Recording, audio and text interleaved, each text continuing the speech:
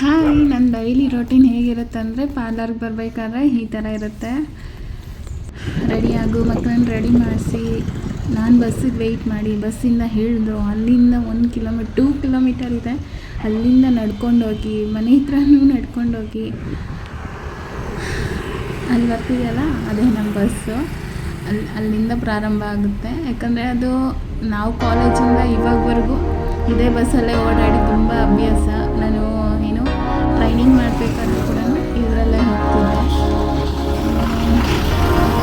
ಅಂದರೆ ಇದರಲ್ಲಿ ತುಂಬ ಮೆಮೊರಿ ಇದೆ ಬಸ್ಸಿಂದ. ಆದರೂ ಸ್ಟ್ರಗಲ್ ಮಾಡಿ ಅಲ್ಲಿಂದ ನಡ್ಕೊಂಡು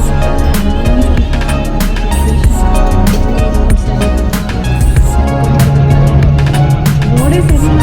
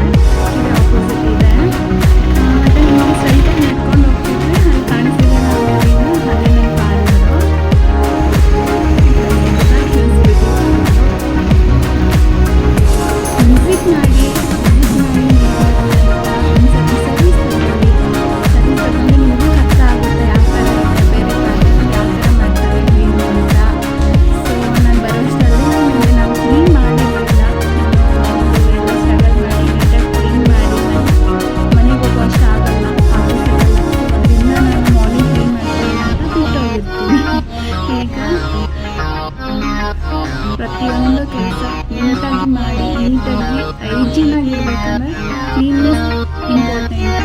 ಫುಲ್ಲು ಕ್ಲೀನ್ ಮಾಡಿ ಫುಲ್ಲು ಒರೆಸಿ ಟವಲ್ ಯೂಸ್ ಮಾಡಿರೋ ಸೈಡ್ಗೆ ಹಾಕಿ ಟವಲ್ಸನ್ನು ವಾಶ್ ಮಾಡ್ಕೊಂಡು ಮಾಡೋದು.